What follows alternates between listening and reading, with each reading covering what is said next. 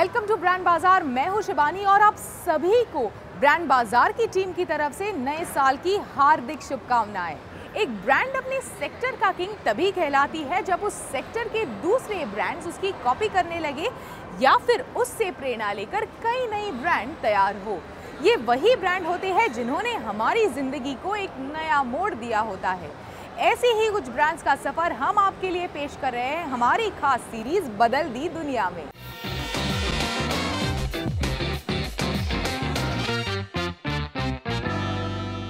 Apple का बनाया हर device consumers में लोकप्रिय और एस्पिरेशनल रहा है, चाहे वो ट्रांसपेरेंट बॉडी वाले कंप्यूटर्स हो या फिर आई सीरीज के आईपॉड। लेकिन इस सीरीज के एक गैजेट ने मोबाइल फोन की दुनिया ही बदल दी।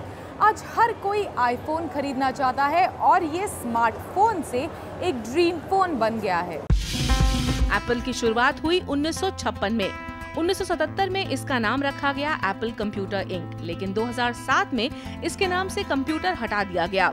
ये वो दिन था जब स्टीव जॉब्स ने दुनिया को दिया पहला आईफोन। इसके बाद कंपनी का फोकस कंप्यूटर से हटकर दूसरे कंज्यूमर इलेक्ट्रॉनिक्स की तरफ बढ़ गया। आज कैलिफोर्निया की company Apple consumer electronics, computer software और पर्सनल कंप्यूटर्स बनाती है और रेवेन्यू के लिहाज से दुनिया की दूसरी सबसे बड़ी इंफॉर्मेशन टेक्नोलॉजी कंपनी है और दुनिया के सबसे बड़े मोबाइल फोन मेकर में से एक है। 2013 में ओमनिकॉम ग्रुप की बेस्ट ग्लोबल ब्रांड्स रिपोर्ट में एप्पल कोका कोला से भी आगे निकल गया और दुनिया का सबसे वैल्यूएबल ब्रांड बन गया। पूरी दुनिया फंक्शनल चीज़ें लेती थी, बहुत डिज़ाइन लुभाने वाला डिज़ाइन की वजह से एप्पल इतना बड़ा बना। अपार्ट फ्रॉम दैट, एप्पल ने जो डिज़ाइन है, सबसे बड़े डिज़ाइन का जो सबसे बड़ा मीनिंग है कि सिर्फ वो सुंदर नहीं देखने में, लेकिन उसकी जो फंक्शनैलिटी है वो भी हम जिस तरह से यूज़ करते हैं उसी के हिसाब से उसका डिज़ाइन बना हुआ है। जैसे हमारी सोच है, जैसे हमारा दिमाग चलता है, फिर वो इंट्यूटिव डिज़ाइन जो बोलते हैं उसको, वो डिज़ाइन बना है। तो Apple revolutionized innovation in one of the biggest ways possible. Apple ऐसा ब्रांड है जो दो चीज़ एक ही साथ में लेके आती है, एक टेक्नोलॉजी और दूसरा है कंज्यूमर डिलाइट, एक तरीके से मैजिक। तो इतना सिंपल है, इतना मेस्मराइजिंग है। अगर एप्पल का प्रोडक्ट आप यूज़ करते हैं तो आप एप्पल का गुलाम बन जाते हैं। सो इतनी सिंप्लिसिटी है उसके अंदर, किसी को भी ऑपरेट करने को दिक्कत होता नहीं। और ये बात जो है कि एप्पल आईफोन में, जो कि दुनिया की पहली स्मार्टफोन थी और जो वो टच के साथ में जो मैजिक उन्होंने किया है, तो अभी तक बाकी फ़ोन में वो मैजिक नहीं है। इसीलिए एक आइकॉनिक रूप पे एप्पल को माना जाता है कि वो टेक्नोलॉजी इतना सिंप्लीफाई करके कंज्यूमर डिलाइट लेके आते हैं। तो इतना खुशी होता है कि आप एप्पल का प्रोडक्ट यूज़ करते हैं। तो इतना सिंपल है, इतना इजी है और उसके साथ में एक जॉय और खुशी भी होता है। 2007 तक हम स्किल्ड टेक्स्टर्स थे, यानी न्यूमेरिकल कीपैड्स और फिजिकल कीबोर्ड पर हम जल्दी टाइप करते थे। लेकिन आईफोन ने ये बदल दिया और हमारे सामने रखा सिर्फ एक स्क्रीन। अब इंटरनेट भी हर वक्त आपकी मुट्ठी में है और सारी दूरियों को पार कर स्मार्टफोन बन रहा है हमारी रोज की जिंदगी की जरूरत। एप्पल के इस कारनामे ने सोई हुई मोबाइल फोन इंडस्ट्री को जगाया और उन्हें इनोवेट करने पर मजबूर किया। एप्पल आईफोन का डिजाइन जितना अलग, उतना ही अलग रहा उसका लॉन्च और बेचने का तरीका, और इसी वजह से आईफोन ने अपने आप के लिए एक नया बाजार बनाया। एप्पल की मार्केटिंग की सबसे बड़ी कामयाबी है इसकी एक्सक्लूसिविटी टेक्निक। ये एक्सक्लूसिविटी टेक्निक एप्पल के खास कंज्यूमर्स को स्पेशल डील देती है अपनी गुड्स एंड सर्विसेज पर। इससे एप्पल के कंज्यूमर स्पेशल फील करते हैं और इसी वजह से आज दो तरह के स्मार्टफोन यूजर्स बाजार में हैं, एक जो आईफोन यूजर्स हैं और दूसरे नॉन आईफोन यूजर्स। लोग सुबह 3 और 4 बजे कोई भी नया प्रोडक्ट अगर लॉन्च होता है एप्पल का, तो वो शोरूम के बाहर जैसे राशन की लाइनें लगती हैं, वो यूएस जैसी जगह में भी जहाँ पे इतना ज़बरदस्त कंज्यूमरिज्म है, वो लाइनों में लग करके लोग लेते हैं कि वो एक प्राइड लेते हैं कि ये सबसे पहला फ़ोन मैंने लिया। आज एप्पल का सबसे बड़ा कॉम्पिटिटर है सैमसंग, जो भले ही एप्पल की देखा देखी लेकिन लगातार अपने स्मार्टफोन में बदलाव कर रहा है और एप्पल से कम कीमत पर उन्हें बाजार में उतार रहा है। इस साल इन राइवल्स ने बाजार में अपने मोस्ट अवेटेड मॉडल्स निकाले। आईफोन ने 5S और 5C और सैमसंग ने गैलेक्सी S4। सैमसंग और एप्पल के बीच की ये लड़ाई और भी घमासान हो गई जब एप्पल और सैमसंग दोनों एक दूसरे से पेटेंट को लेकर ग्लोबल लिटिगेशन में फंस गए और फिर 2013 में एप्पल ये केस जीत गया, जिससे ये प्रूव हो गया कि सैमसंग ने आईफोन के फीचर्स को कॉपी किया है। अगर आईफोन ने हमारे बात करने के अंदाज को बदला है तो हमारे शॉपिंग के अंदाज को बदला है ऑनलाइन शॉपिंग ने, जिस सेक्टर का बेताज बादशाह है अमेज़न। आगे ब्रांड बाजार स्पेशल बदलती दुनिया में हम देखेंगे अमेज़न की कहानी। Welcome back. और अब बात करेंगे एक ऐसे ब्रांड की जिसने हमारी शॉपिंग का तरीका ही बदल दिया। किताबों से शुरू हुई शॉपिंग को ये ब्रांड घर की ज़रूरत की हर एक चीज़ तक ले गया। Amazon.com आज दुनिया का सबसे बड़ा ऑनलाइन शॉपिंग ब्रांड बन चुका है और हमारे देश में भी अपने ऑपरेशन शुरू कर चुका है। तो कैसे बदली Amazon.com ने हम सभी की दुनिया, आइए जानते हैं। I started this most incredible journey called Amazon.com. Actually, at that time, it wasn't even called Amazon.com. It was called Cadabra Inc., as in abracadabra. That was the original name of the company. And I had phoned a lawyer on the way to Seattle from a cell phone.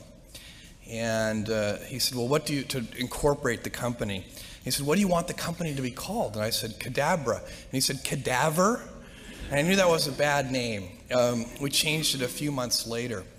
The wake-up call that led to starting Amazon.com was finding that web usage in the spring of 1994 was growing at 2,300% a year. And things just do not grow that fast. Jeff Bezos की सोच हमेशा से Amazon को एक ऐसी online destination बनाना था जिससे पूरी दुनिया में लोग कुछ भी खरीद सकें।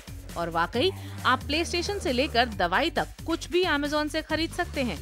1994 में जेफ ने अपनी वॉल स्ट्रीट की नौकरी छोड़ी और सियाटल आए ऑनलाइन शॉपिंग पोर्टल खोलने। जुलाई 1955 में कंपनी ने अपनी सर्विसेज की शुरुआत की और पहली किताब ऑनलाइन बेची। हालांकि शुरुआत में अमेज़न का मकसद प्रॉफिट नहीं था और पहले 4 से 5 साल तक वो इस बाजार में पैर जमाने के लिए काम कर रहे थे। 15 मई 1997 में अमेज़न का IPO आया और नैस्डैक पर $18 के शेयर प्राइस पर ट्रेड हुआ, लेकिन लोगों को अभी भी इस ब्रांड पर इतना विश्वास नहीं था।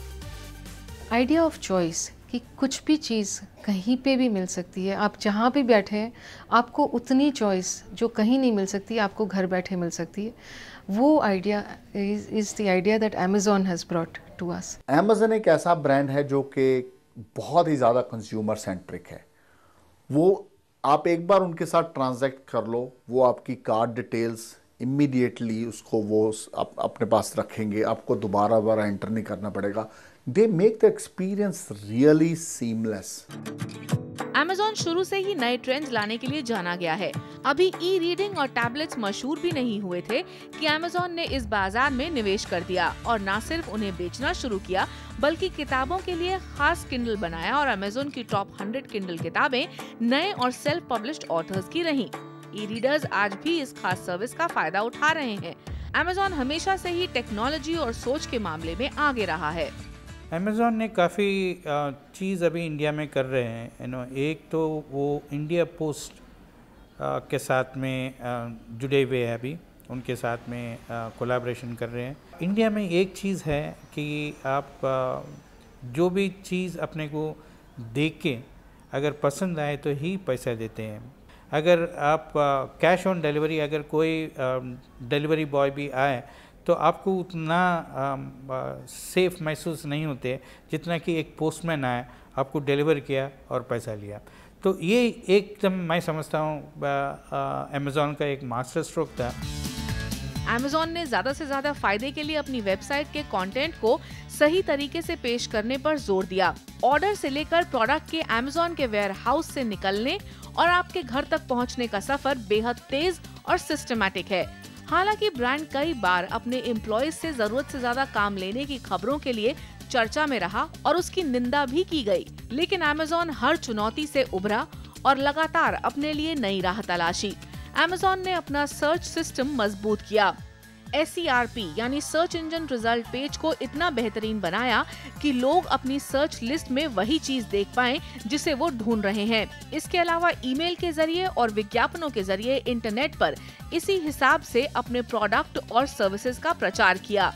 Amazon ने अपने कंज्यूमर्स के सजेशन से खुद को लगातार बेहतर बनाया और आज हर सेकंड Amazon को 35 ऑर्डर मिल रहे हैं। 14 देशों में अपने 18 वेयरहाउसेस के जरिए Amazon 70 अरब डॉलर की बिक्री कर रहा है।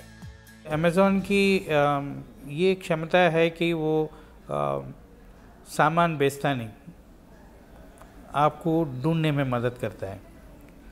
तो जो भी आपको चाहिए ये इतना है उनके पास, किताब बोलो, मूवीज़ बोलो, कैसेट्स बोलो, म्यूज़िक, इलेक्ट्रॉनिक्स, जो भी चीज़ चाहिए आपको वो अमेज़ॉन में मिलता है।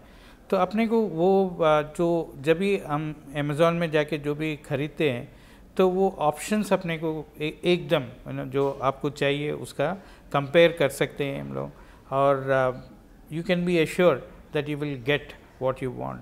जैसा अमेज़ॉन ने किया है वो डिलीवरी बिजनेस में है, सर्चिंग बिजनेस में है, तो वो ऐसा उनका एक सोचना है, मानना है कि वो बेचते नहीं, वो सर्च में आपका मदद करते हैं, जो आपको घर पे डिलीवरी टाइम पे करते हैं।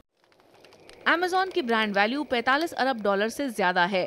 पिछले कुछ समय में ब्रांड ने खुद को बाजार में हर पल आगे रखने के लिए कई नए सेक्टर्स में अपने हाथ आजमाए हैं, जिसमें से एक है हॉलीवुड।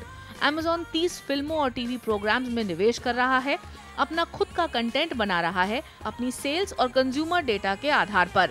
इसके अलावा नए देशों में अपनी पहुंच बढ़ाना और विज्ञापनों के जरिए भी ब्रांड अपनी लोकप्रियता बढ़ा रहा है। ब्रांड बाजार में अब लौटेंगे एक छोटे से ब्रेक के बाद और जानेंगे कि कैसे Amazon ने लोगों को शॉपिंग के लिए एक नई दुनिया दी, वैसे ही इस शॉपिंग को आसान कैसे बनाया वीजा ने। Welcome back. आप देख रहे हैं ब्रांड बाजार स्पेशल बदल दी दुनिया। आज भले ही आपकी जेब में एक रुपया ना हो, लेकिन आपकी पेमेंट नहीं रुकती क्योंकि आपके पास कार्ड है, और ये पावर आपको दिलाता है वीज़ा। वीज़ा एक ऐसा ब्रांड है जिसने दुनिया भर के लोगों को चेक्स और कैश ट्रांजैक्शन से छुटकारा दिलाया है और करेंसी को यूनिवर्सल और डिजिटल बनाया है। इसमें कोई शक नहीं है कि वीसा ने दुनिया भर के लोगों को एक किस्म की शक्ति दी है। कहीं से भी बिना फिजिकल मनी ट्रांजैक्शन के आप कुछ भी खरीद सकते हैं। वीसा एक ऐसा ऑर्गेनाइजेशन है जिसके जरिए दुनिया भर में कहीं भी इलेक्ट्रॉनिकली पैसे ट्रांसफर हो सकते हैं, वीसा ब्रांडेड क्रेडिट कार्ड्स और डेबिट कार्ड्स की मदद से। वीसा खुद कार्ड इशू नहीं करता, पर अलग अलग फाइनेंशियल इंस्टीट्यूशंस को अपने पेमेंट प्रोडक्ट्स के ऑप्शंस देता है, जिन्हें फाइनेंशियल इंस्टीट्यूशंस अपने कस्टमर्स को क्रेडिट, डेबिट, प्रीपेड और कैश एक्सेस प्रोग्राम्स के जरिए ऑफर करते हैं। With Visa। मेरी जेब में मालूम नहीं कितने पैसे होंगे इस टाइम, लेकिन मेरे जेब में 2 वीज़ा कार्ड ज़रूर हैं।